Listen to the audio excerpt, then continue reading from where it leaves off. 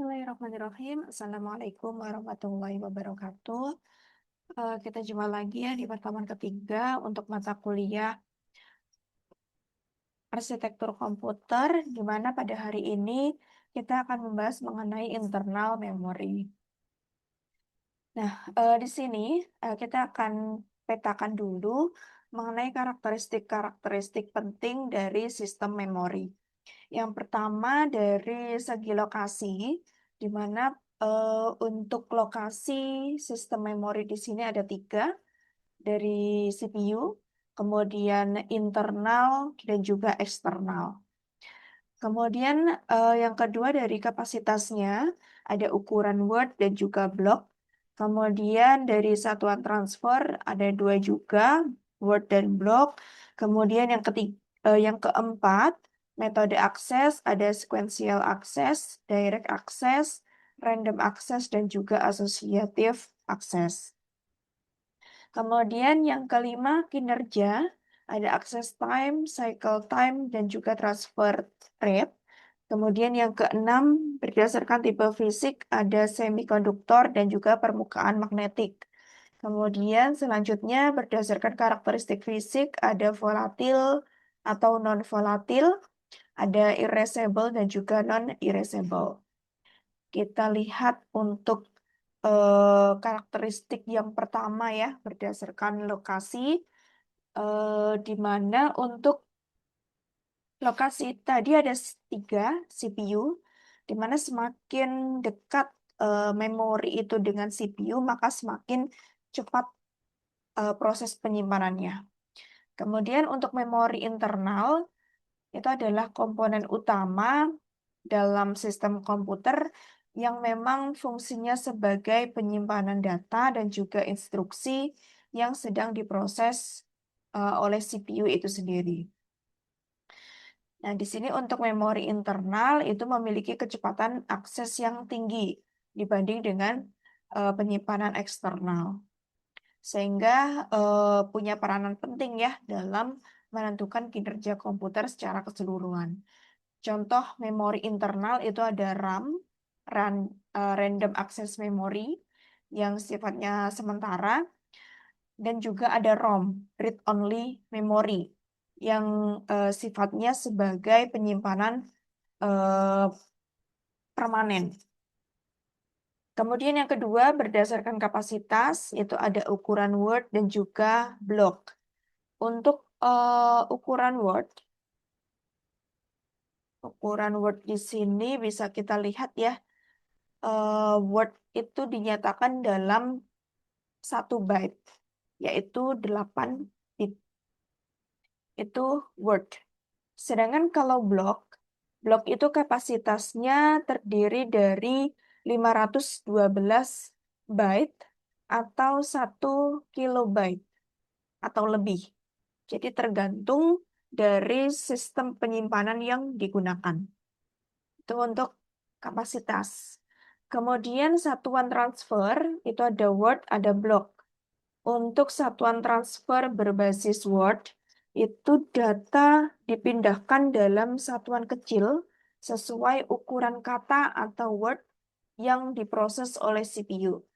Jadi biasanya digunakan pada sistem yang membutuhkan akses cepat dan langsung ke unit data tertentu. Itu word. Jadi dipindahkannya sesuai dengan ukuran kata atau word-nya. Sedangkan untuk satuan transfer block berarti dipindahkan dalam kelompok atau blok itu sendiri. Blok itu kumpulan word ya. Jadi memang data yang dipindah itu langsung dalam kelompok kata. Sehingga di sini untuk blok itu dinilai lebih efisien dalam penyimpanan ataupun dalam pemindahan data dalam jumlah besar. Contohnya ada hard disk dan juga SSD. Kemudian yang keempat, metode akses. Untuk metode akses di sini ada sequential access. Sequential access itu artinya aksesnya berurutan. Jadi data diakses secara berurutan dari awal hingga menemukan data yang diinginkan.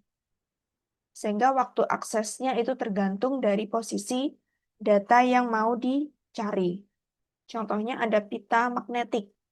Kalau teman-teman misalnya masih ingat ya dengan eh, kaset pita, kaset yang pakai pita magnetik.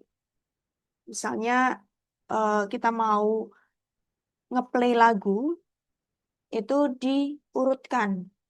Jadi diakses secara berurutan.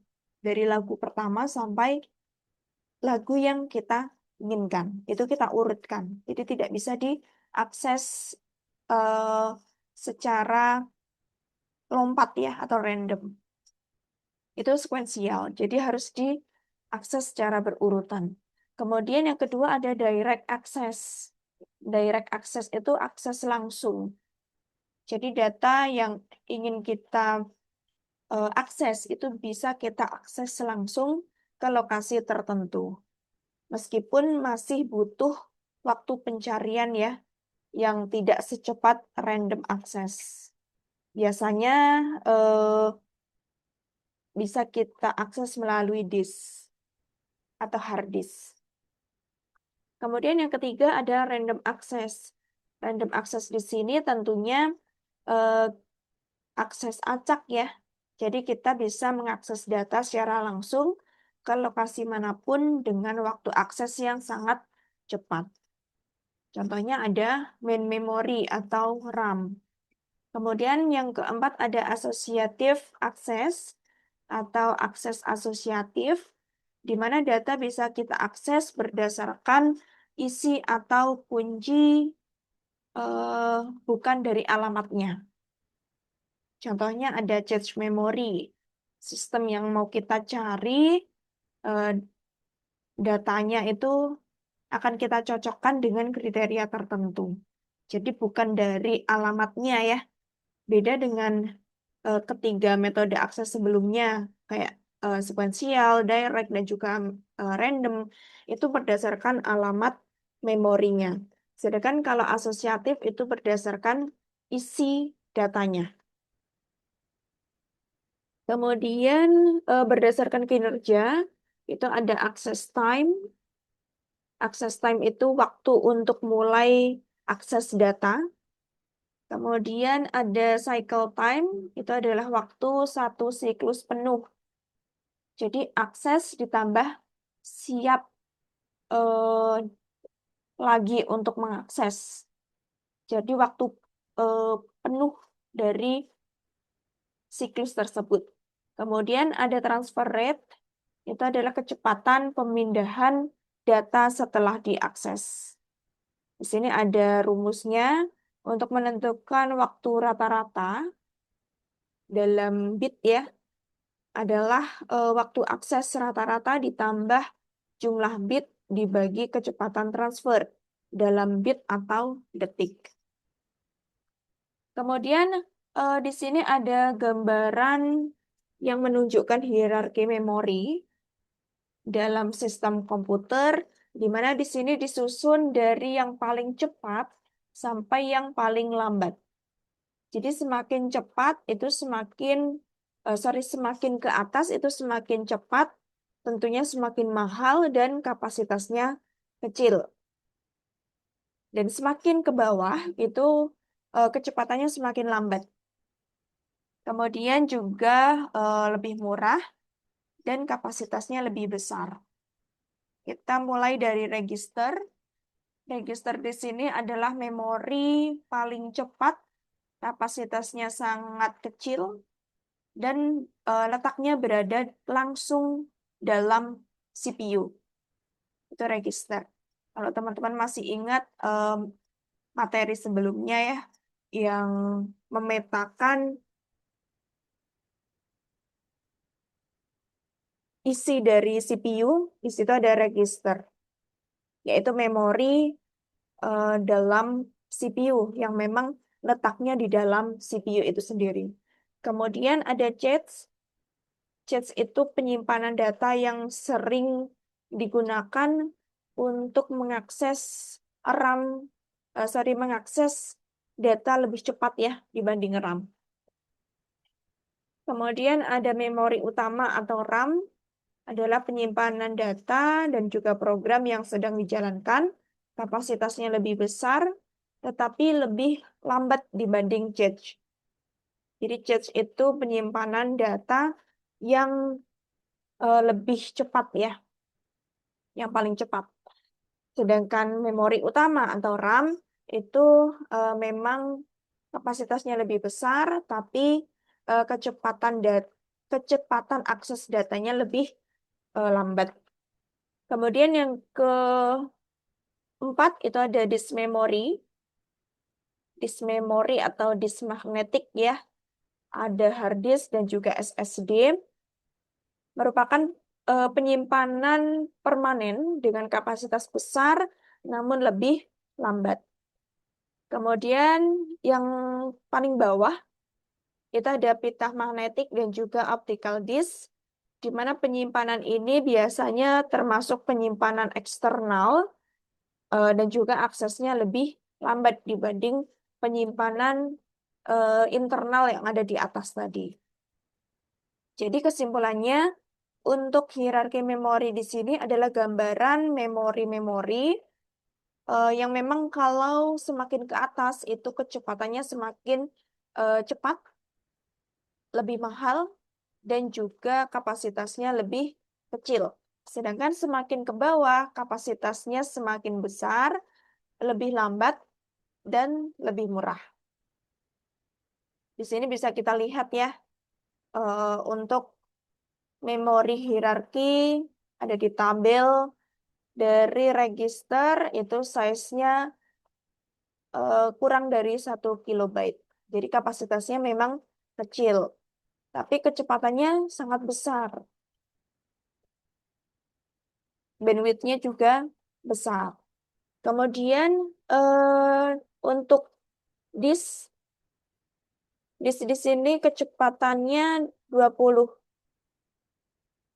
kecil, tapi kapasitasnya sangat besar, lebih dari 1 GB. Kemudian untuk memori utama semikonduktor, di sini atau kita sebut random access ya. Jadi bisa kita akses secara acak, terbagi menjadi dua. Ada RAM statis dan juga dinamis. Untuk RAM statis itu nilai biner disimpan dengan menggunakan konfigurasi gate logic flip-flop tradisional. Di mana untuk RAM statis itu akan menampung data sepanjang data listrik disediakan untuknya. Jadi untuk penyimpanan RAM statis itu memang penyimpanannya biasanya penyimpanan yang memang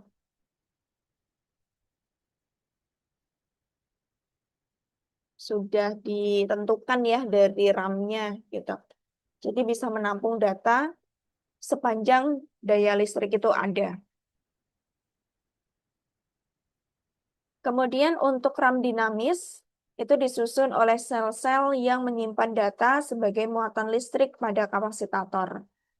Untuk keberadaan dan ketidakberadaan pada kapasitator diinterpretasikan sebagai bilangan 1 atau 0, karena kapasitas memiliki kecenderungan alami untuk mengosongkan muatan.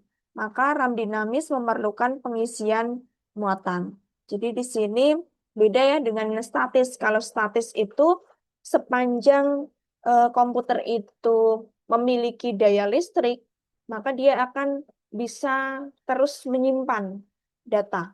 Sedangkan kalau dinamis di sini dia harus mencari space yang kosong.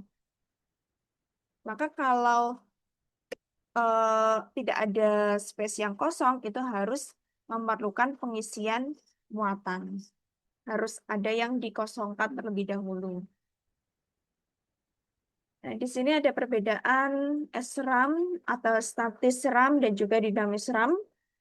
Untuk SRAM itu lebih cepat, sedangkan DRAM itu lebih lambat. Kemudian SRAM itu lebih mahal, sedangkan di RAM itu lebih murah.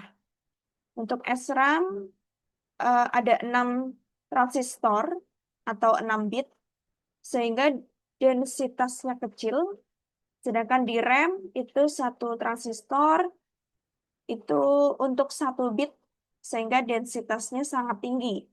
Ada banyak bit per chip. Kemudian SRAM itu lebih sulit dibuat, sedangkan di RAM lebih mudah dibuat. Kemudian SRAM itu digunakan sebagai L1, L2 charge, sedangkan di RAM-nya digunakan sebagai RAM. Jadi kecepatannya lebih cepat SRAM ya. Kemudian untuk SRAM itu tidak membutuhkan refresh karena isi tidak hilang selama daya listrik tetap hidup. Sedangkan di RAM itu butuh refresh 300 milisecond. Kemudian SRAM dibuat menggunakan rangkaian yang sama dengan flip-flop dasar, sedangkan di RAM tidak menggunakan flip-flop. Terdiri dari serangkaian sel-sel di mana masing-masing sel itu berisi satu transistor dan satu kapasitor berukuran kecil. Kapasitornya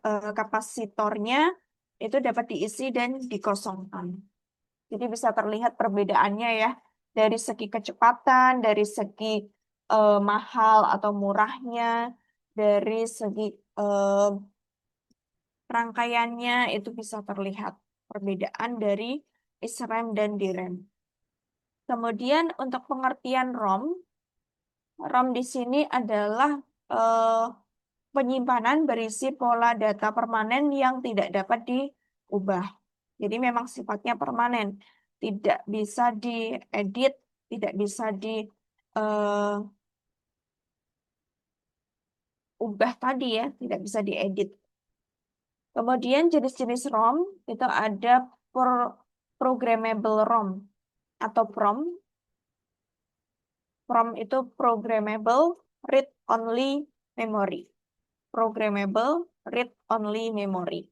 Jadi memang memori hanya bisa diprogram satu kali saja. Setelah data ditulis, tidak bisa diubah atau dihapus lagi. Itu PROM. Nah, biasanya untuk PROM itu adalah jenis penyimpanan yang memang untuk kebutuhan permanen. Karena tidak bisa diubah dan dihapus lagi. Kemudian yang kedua ada EPROM. Erasable, Programmable, Read-Only Memory. Erasable, jadi memang memorinya dapat dihapus dan diprogram ulang. Tetapi penghapusannya menggunakan sinar ultraviolet atau sinar UV. Jadi butuh alat khusus ya kalau untuk menghapus datanya. Kemudian yang ketiga ada electrically erasable, programmable, read-only memory. Nah, di sini untuk memori itu dapat dihapus dan diprogram ulang menggunakan listrik, sehingga lebih praktis. Data bisa diubah tanpa melepas chip dari perangkat, bahkan bisa per bagian atau byte. Jadi kalau sekarang itu sudah menggunakan EEPROM ya, karena datanya sudah bisa diubah, bisa diprogram secara elektrik. Jadi menggunakan media listrik. Kemudian selanjutnya ada cache memory. Cache memory di sini ditunjukkan untuk memperoleh kecepatan memori yang mendekati kecepatan tercepat. Sekaligus memberikan ukuran memori yang besar dengan harga yang lebih murah.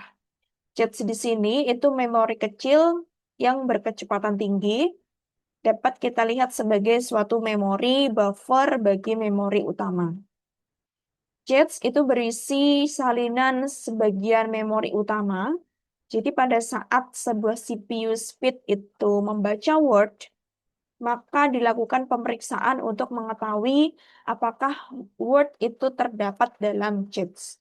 Bila sudah ada atau Word memory yang sudah diperiksa itu ada, maka Word akan dikirimkan ke CPU. Sedang bila tidak ada, blok main memory yang terdiri dari sejumlah word akan tetap dibaca oleh Jets dan kemudian dikirim ke CPU. Jadi yang dibaca itu wordnya dulu. Masing-masing kata itu dibaca dulu, apakah ada atau tidak. Kalau ada, maka akan langsung dikirim ke CPU. Tapi kalau tidak ada, yang akan dicek bloknya. Bila bloknya tidak ada, maka yang eh, bila bloknya tidak ada, maka akan tetap dibaca oleh cache dan dikirim ke CPU.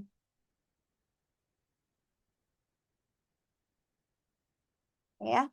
Kemudian meskipun cache menggunakan informasi yang tersimpan dalam memori utama, tetapi tidak berhadapan secara langsung dengan memori utama. Jadi di sini cache itu meskipun pakai memori menggunakan informasi yang tersimpan dalam memori utama, tapi letaknya itu tidak berhadapan langsung dengan memori utama. Kemudian ada yang tersimpan dalam cache, ada juga yang ditempatkan dalam memori utama. Agar suatu cache dapat efektif, maka ia harus lebih cepat dari memori utama. Memori utama itu RAM ya. Bisa kita lihat tadi di hierarki memori, cache itu letaknya di atas memori utama. Dari segi kecepatannya tentu lebih cepat, kapasitasnya lebih kecil daripada memori utama. Kemudian operasi pembacaan cache itu ada direct, ada asosiatif, dan ada set asosiatif. Yang pertama direct. Direct itu pemetaannya dilakukan secara langsung. Jadi untuk alamat memori utama dibagi menjadi dua field, yaitu tag dan indeks. Jumlah bit dalam indeks berhubungan dengan ukuran cache. Ketika suatu word direferensikan, bit indeks pada alamat digunakan untuk pengaksesan cache. Jadi untuk pemetaan langsung atau direct, jika field tag itu cocok dengan bit tag pada alamat suatu hit, jam jika sebaliknya akan terjadi suatu miss.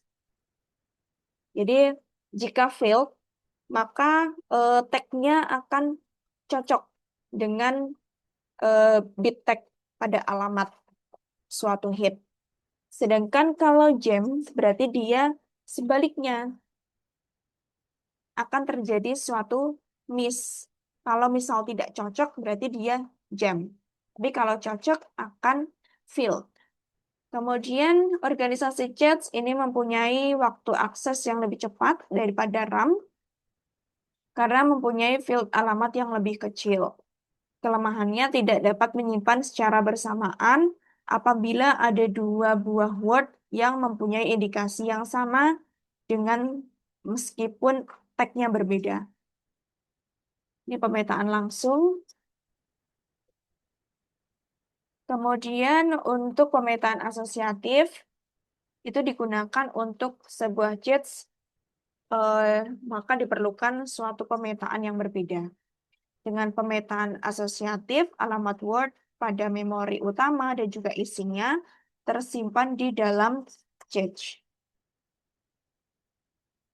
Untuk mereferensikan suatu word tertentu, alamat disimpan ke bagian yang berhubungan pada register argumen atau A dan register kunci atau K di setup untuk membandingkan hanya field alamatnya.